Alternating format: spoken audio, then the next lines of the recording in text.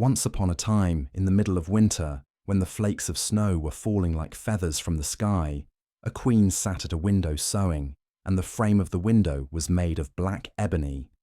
And while she was sewing and looking out of the window at the snow, she pricked her finger with the needle, and 3 drops of blood fell upon the snow. And the red looked pretty upon the white snow, and she thought to herself, "Would that I had a child, as white as snow, as red as blood, and as black as the wood of the window frame." Soon after that she had a little daughter, who was as white as snow and as red as blood, and her hair was as black as ebony, and she was therefore called Little Snow White. And when the child was born, the queen died. After a year had passed, the king took to himself another wife. She was a beautiful woman, but proud and haughty, and she could not bear that anyone else should surpass her in beauty. She had a wonderful looking-glass, and when she stood in front of it and looked at herself in it and said, "Looking-glass, looking-glass, on the wall, who in this land is the fairest of all?" The looking-glass answered, "Thou, O Queen, art the fairest of all." Then she was satisfied, for she knew that the looking-glass spoke the truth. But Snow White was growing up and grew more and more beautiful. And when she was 7 years old, she was as beautiful as the day, and more beautiful than the queen herself. And once when the queen asked her looking-glass, "Looking-glass, looking-glass, on the wall, who in this land is the fairest of all?" it answered, "Thou art fairer than all who are here, Lady Queen, but more beautiful still is Snow White, as I ween." Then the queen was shocked and turned yellow and green with envy. From that hour, whenever she looked at Snow White, her heart heaved in her breast. She hated the girl so much, and envy and pride grew higher and higher in her heart like a weed, so that she had no peace day or night. She called a huntsman and said, "Take the child away into the forest. I will no longer have her in my sight. Kill her and bring me back her heart as a token." The huntsman obeyed and took her away. But when he had drawn his knife and was about to pierce Snow White's innocent heart, she began to weep and said, "Ah, dear huntsman, leave me my life. I will run away into the wild forest and never come home again." And as she was so beautiful, the huntsman had pity on her and said, "Run away then, you poor child. The wild beasts will soon have devoured you," thought he, and yet it seemed as if a stone had been rolled from his heart, since it was no longer needful for him to kill her. And as a young boar just then came running by, he stabbed it and cut out its heart and took it to the queen as proof that the child was dead. The cook had to salt this, and the wicked queen ate it and thought she had eaten the heart of Snow White. But now the poor child was all alone in the great forest, and so terrified that she looked at every leaf of every tree and did not know what to do. Then she began to run, and ran over sharp stones and through thorns, and the wild beasts ran past her, but did her no harm. She ran as long as her feet would go until it was almost evening. Then she saw a little cottage and went into it to rest herself. Everything in the cottage was small, but neater and cleaner than can be told. There was a table on which was a white cover and 7 little plates, and on each plate a little spoon. Moreover, there were 7 little knives and forks, and 7 little mugs. Against the wall stood 7 little beds side by side, and covered with snow-white counterpanes. Little Snow White was so hungry and thirsty that she ate some vegetables and bread from each plate and drank a drop of wine out of each mug, for she did not wish to take all from one only. Then, as she was so tired, she laid herself down on one of the little beds, but none of them suited her. One was too long, another too short, but at last she found that the 7th one was right, and so she remained in it, said a prayer, and went to sleep. When it was quite dark, the owners of the cottage came back. They were 7 dwarfs who dug and delved in the mountains for ore. They lit their 7 candles, And as it was now light within the cottage, they saw that someone had been there, for everything was not in the same order in which they had left it. The first said, "Who has been sitting on my chair?" The second, "Who has been eating off my plate?" The third, "Who has been taking some of my bread?" The fourth, "Who has been eating my vegetables?" The fifth, "Who has been using my fork?" The sixth, "Who has been cutting with my knife?" The seventh, "Who has been drinking out of my mug?" Then the first looked round and saw that there was a little hole on his bed, and he said, "Who has been getting into my bed?" The others came up, and each called out, "Somebody has been lying in my bed too." But the seventh, when he looked at his bed, saw little Snow White, who was lying asleep therein. And he called the others, who came running up, and they cried out with astonishment, and brought their 7 little candles, and let the light fall on little Snow White. "Oh heavens! Oh heavens!" cried they. "What a lovely child!"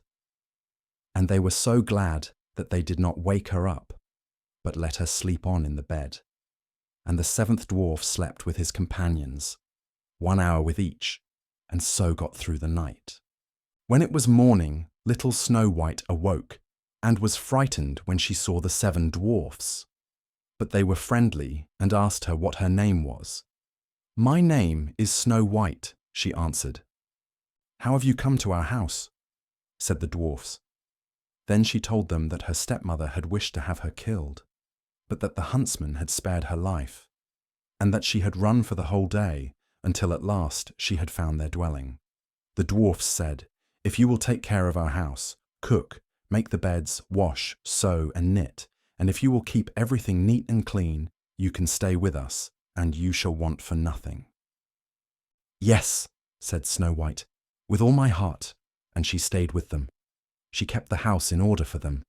In the mornings they went to the mountains and looked for copper and gold. In the evenings they came back, and then their supper had to be ready. The girl was alone the whole day, so the good dwarfs warned her and said, "Beware of your stepmother, she will soon know that you are here. Be sure to let no one come in." But the queen, believing that she had eaten Snow White's heart, could not but think that she was again the first and most beautiful of all. And she went to her looking-glass and said, "Looking glass on the wall, who in this land is the fairest of all?" And the glass answered, "O Queen, thou art fairest of all I see. But over the hills, where the 7 dwarfs dwell, Snow White is still alive and well, and none is so fair as she."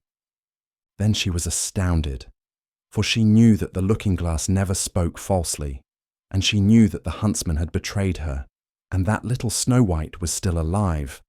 And so she thought and thought again how she might kill her, for so long as she was not the fairest in the whole land, envy let her have no rest. And when she had at last thought of something to do, she painted her face and dressed herself like an old peddler woman, and no one could have known her. In this disguise, she went over the 7 mountains to the 7 dwarfs, and knocked at the door and cried, "Pretty things to sell, very cheap, very cheap." Little Snow White looked out of the window and called out, "Good day, my good woman. What have you to sell?" "Good things, pretty things," she answered. "Stay laces of all colours," and she pulled out one which was woven of bright-coloured silk. "I may let the worthy old woman in," thought Snow White, and she unbolted the door and bought the pretty laces. "Child," said the old woman, "what a fright you look. Come, I will lace you properly for once." Snow White had no suspicion, but stood before her, and let herself be laced with the new laces. But the old woman laced so quickly and so tightly that Snow White lost her breath and fell down as if dead. "Now I am the most beautiful," said the queen to herself, and ran away. Not long afterwards, in the evening, the 7 dwarfs came home, but how shocked they were when they saw their dear little Snow White lying on the ground, and that she neither stirred nor moved, and seemed to be dead. They lifted her up, and as they saw that she was laced too tightly, they cut the laces. Then she began to breathe a little, and after a while came to life again. When the dwarfs heard what had happened, they said, "The old peddler woman was no one else than the wicked queen. Take care and let no one come in when we are not with you." But the wicked woman, when she had reached home, went in front of the glass and asked, looking glass, on the wall, who in this land is the fairest of all?" And it answered as before, "O Queen, thou art fairest of all I see, but over the hills where the 7 dwarfs dwell, Snow White is still alive and well, and none is so fair as she." When she heard that, all her blood rushed to her heart with fear, for she saw plainly that little Snow White was again alive.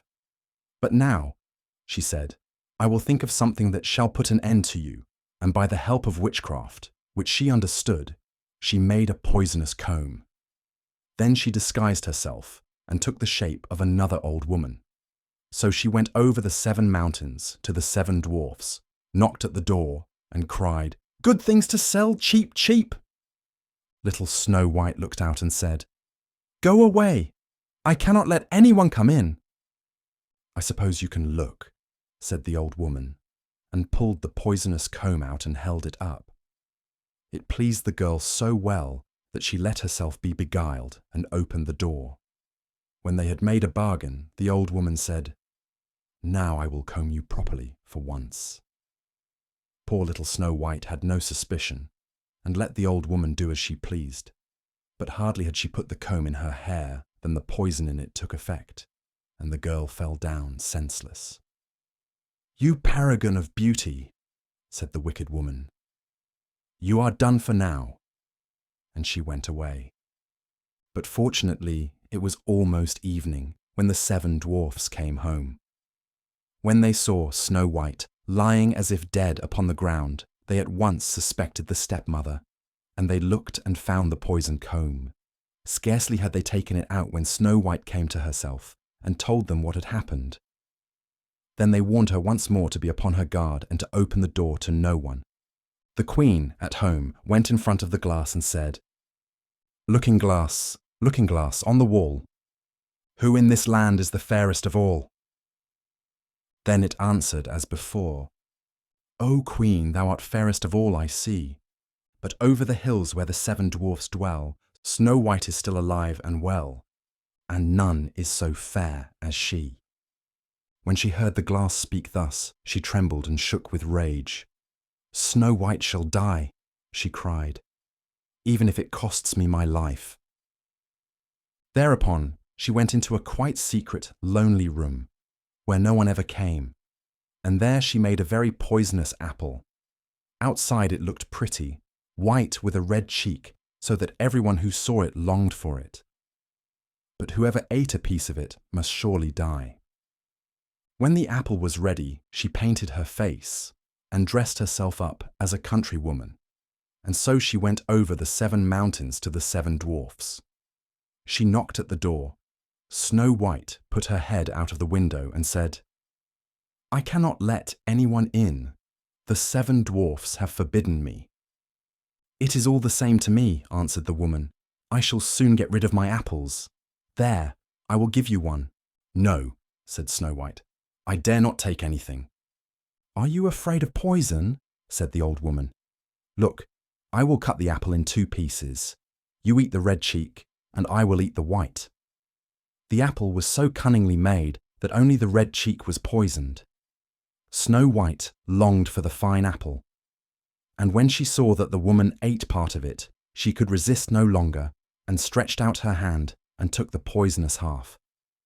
But hardly had she a bit of it in her mouth than she fell down dead. Then the queen looked at her with a dreadful look and laughed aloud and said, "White as snow, red as blood, black as ebony wood. This time the dwarfs cannot wake you up again." And when she asked of the looking-glass at home, looking glass on the wall, who in this land is the fairest of all?" it answered at last, "O Queen, in this land thou art fairest of all." Then her envious heart had rest, so far as an envious heart can have rest. The dwarfs, when they came home in the evening, found Snow White lying upon the ground. She breathed no longer and was dead. They lifted her up, looked to see whether they could find anything poisonous, unlaced her, combed her hair, washed her with water and wine, but it was all of no use. The poor child was dead, and remained dead. They laid her upon a bier, and all 7 of them sat round it and wept for her, and wept 3 days long. Then they were going to bury her, but she still looked as if she were living, and still had her pretty red cheeks. They said, "We could not bury her in the dark ground." And they had a transparent coffin of glass made, so that she could be seen from all sides, and they laid her in it, and wrote her name upon it in golden letters, and that she was a king's daughter. Then they put the coffin out upon the mountain, and one of them always stayed by it and watched it. And birds came too, and wept for Snow White. First an owl, then a raven, and last a dove.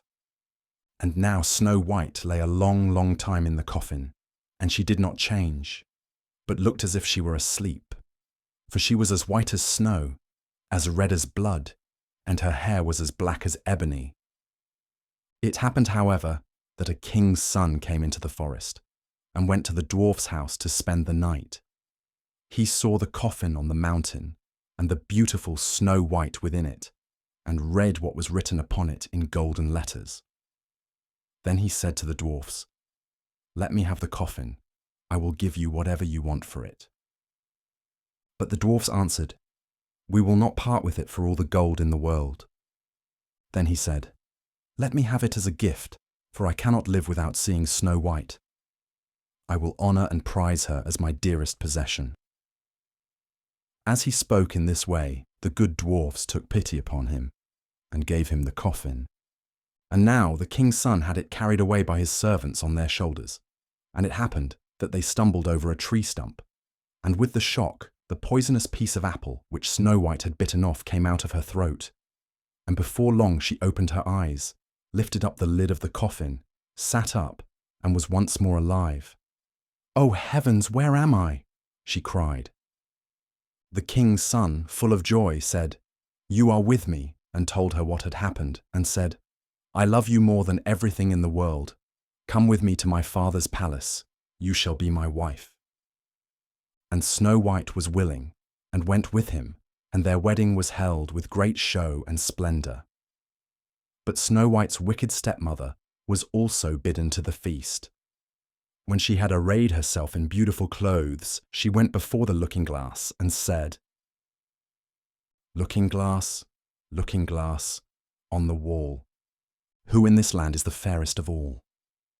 The glass answered, "O Queen, of all here the fairest art thou." "But the young queen is fairer by far, as I trow." Then the wicked woman uttered a curse, and was so wretched, so utterly wretched, that she knew not what to do. At first she would not go to the wedding at all, but she had no peace, and must go to see the young queen. And when she went in, she knew Snow White, and she stood still with rage and fear, and could not stir. But iron slippers had already been put upon the fire, and they were brought in with tongs, and set before her. Then she was forced to put on the red-hot shoes, and dance until she dropped down dead. Enjoyed the story? I post new audiobooks every week, so don't forget to hit subscribe and turn on notifications so you never miss one. I'd love to hear your thoughts. Drop a comment below and let me know what you thought of this story, or suggest what you'd like to hear next. Before you go, please consider treating yourself to a free audiobook on Audible. Just click the link in the description, start your free trial, and dive into thousands of classics. No strings attached, your first book is free, and it helps support the channel. Happy listening.